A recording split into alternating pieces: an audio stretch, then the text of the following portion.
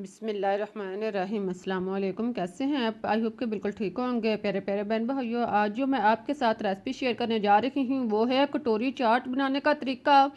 जब आप ये टेस्टी चाट बनाएंगे तो बाकी सब चाट की छुट्टी हो जाएगी। आइए अब चलते हैं और मिलकर शुरू करते हैं अपनी आज की रेसिपी। लेकिन इससे पहले आपको याद दिलाती जाऊँ, अगर आपको मेरी रेसिपी अच्छी लगे तो इसे लाइक करना और चैनल को सब्सक्राइब करना मत भूलिएगा। अब हम चलते हैं और शुरू करते हैं अपनी आज की रेसिपी। इसके लिए आप किसी बाउल में 1 कप मैदा डाल लें। मैदे को छान कर साफ कर लें और फिर आप इसमें आधा चम्मच नमक शामिल कर लें। साथ में आप चुटकी भर फूड कलर शामिल कर लें और फिर आप अजवाइन आधा चम्मच डाल लें। इन सब चीज़ों को डालने के बाद अब आप 2 चम्मच ऑयल डाल लें और इसको अच्छी तरह मिक्स कर लें। सारी चीज़ों को आप अच्छी तरह 1-2 मिनट के लिए यकजां करें, इसको अच्छी तरह मैश करें और फिर आप इसमें पानी लगाकर इसको गूंदना शुरू कर दें। ज़रूरत के मुताबिक आप पानी डालते जाएं और इसको अच्छी तरह गूंद लें। इसे 3-4 मिनट तक अच्छी तरह गूंदें और आम आटे से ज़रा सख्त रखकर गूंदें। फिर आप इसको ऊपर ढाँप दें। इसके ऊपर प्लेट या कपड़ा या कोई सी भी चीज़ के साथ ढाँप दें या इसके ऊपर ऑयल लगा दें ताकि सिकुड़ ना आए। 15 मिनट के बाद आप दोबारा से 1-2 दफ़ा गूंदें और फिर आप थोड़ा सा आटा लेकर इसके गोल सा पेड़ा बना लें।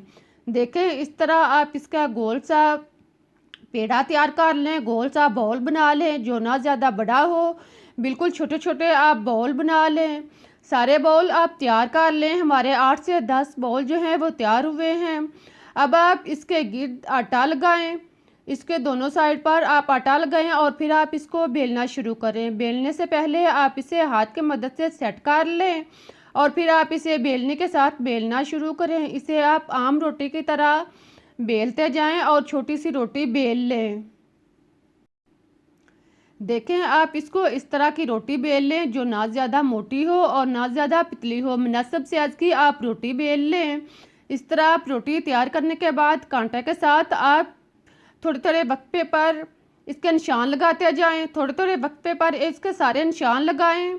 देखें, कांटे के साथ आप इसे सुराख करें और फिर आप इस तरह का बाउल लें, छोटा सा बाउल लें। बाउल जो है वो प्लास्टिक या शीशे का नहीं होना चाहिए बल्कि वो इस तरह की धात का यानी स्टील का होना चाहिए जो कि पिघले नहीं, ख़राब ना हो। घी में डालने पर ये बाउल जो है वो पिघलना नहीं चाहिए। आप इसके गिर्द इस रोटी को अच्छी तरह लपेट दें। देखें, आप हाथ की मदद से इसे चारों साइड से अच्छी तरह सेट करें और इसे दबा लें।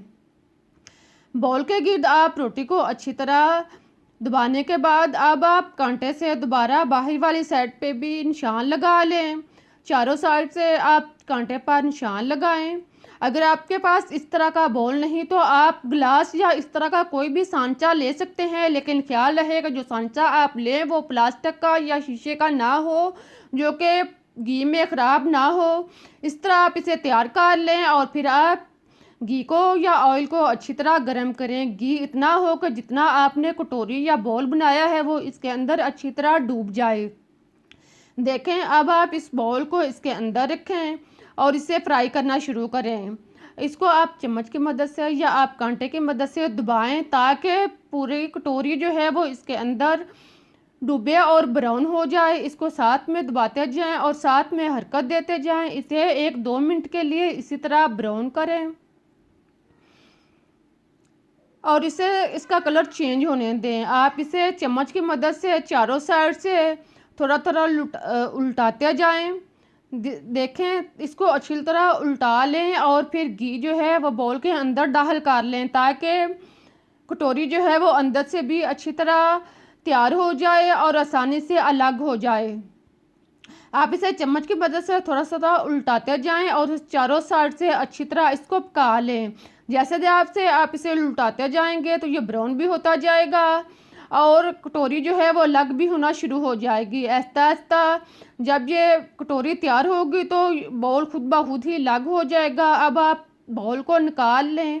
इसे आप चिमटे या किसी चीज़ के साथ निकालें ताकि आपका हाथ ख़राब ना हो, जले नहीं। आप इसे निकाल कर एक साइड पर रख दें। अब आप कटोरी को अंदर वाली साइड से भी अच्छी तरह ब्राउन कर लें। देखें हमारी कटोरी जो है वो तैयार हो चुकी है। इसी तरह आप किसी भी सांचे के साथ मुनस्सब साइज़ की कटोरियाँ बना लें। कटोरी जो है वो अंदर बाहर से अच्छी तरह ब्राउन करें और बाकी कटोरियाँ भी आप इसी तरह सारी तैयार कर लें और इससे ऑयल अच्छी तरह रिमूव कर लें।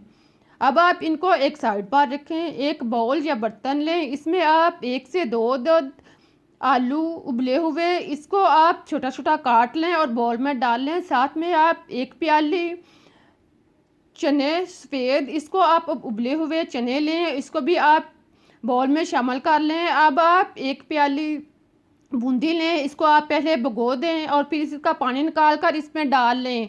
अब आप इसमें प्याज आधा या एक छोटे साइज़ का इसे काट लें, शामिल करें और साथ में आधा टमाटर कटा हुआ डाल लें। फिर आप इसमें 1 अदद हरी मिर्च कटी हुई शामिल करें। साथ में आप नमक टेस्ट के मुताबिक डाल लें। थोड़ा सा नमक डालने के बाद अब आप इसमें सुरख मिर्च पीसी हुई 1 चौथाई चम्मच शामिल करें और साथ में ज़ीरा 1 चौथाई चम्मच डालने के बाद अब आप इसमें 1 चम्मच चाट मसाला शामिल करें और फिर 2 से 3 चम्मच दही डाल दें। दही डालने के बाद अब आप इसमें हरी चटनी, पुदीने, हरे धनिए और हरी मिर्च की आप चटनी बना लें, वो आप इसमें 1 से 2 चम्मच शामिल करें। साथ में आप इमली की चटनी 1 से 2 चम्मच डालने के बाद इसको अच्छी तरह मिक्स कर लें। इन सारी चीज़ों को आप अच्छी तरह मिक्स करें, सारे मसाला जात और सारी चीज़ों को आप मिक्स कर लें। देखें इस तरह आप चाट को तैयार कर लें। अब आप कटोरियाँ लें, जो आपने कटोरियाँ बनाई हुई हैं, इसको आप एक बर्तन या प्लेट में रखें।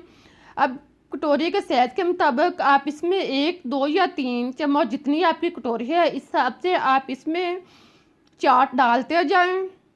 सारी कटोरियों के अंदर आप चाट जो है वो भर लें। ख्याल रहे कि इसको फुल नहीं भरें, इसके किनारे थोड़े से खाली रहें। इस तरह आप कटोरियाँ भरने के बाद अब आप इसमें दही शामिल करें। इसके ऊपर 1 से 2 चम्मच दही लें। दही ज़्यादा गहरा नहीं होना चाहिए, आप इसको फेंट लें। थोड़ा सा अगर ज़्यादा गहरा है तो आप थोड़ा सा पानी डालकर इसे फेंट लें और फिर दही को डालने के बाद अब आप इसके ऊपर हरी चटनी थोड़ी थोड़ी डालते जाएं और साथ में आप इमली की चटनी इसके ऊपर डालते जाएं। देखें इस तरह आप इमली की चटनी डालने के बाद अब हमारी कटोरियाँ जो हैं वो तकरीबन तैयार होने के करीब हो चुकी हैं। अब आप इसके ऊपर सेवइयाँ डालें, ब्रीक सेवइयाँ इसके ऊपर थोड़ी थोड़ी डालते जाएं।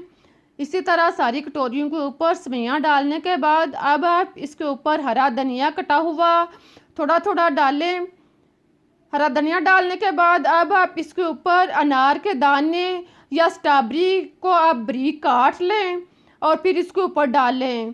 इस तरह आप सारी चीज़ों को तैयार करें। इसके ऊपर थोड़ा सा प्याज भी कटा हुआ डाल लें। इस तरह कटोरियाँ तैयार कर लें। बहुत ही मज़ेदार और टेस्टी हमारी कटोरियाँ तैयार हो चुकी हैं। जब आप इस तरह से कटोरियाँ बनाएंगे तो बाकी सब चाट खाना भूल जाएंगे। आप इसको अपनी फैमिली के साथ एंजॉय करें। मुझे इजाज़त दें, फिर मिलते हैं एक नई रेसिपी के साथ।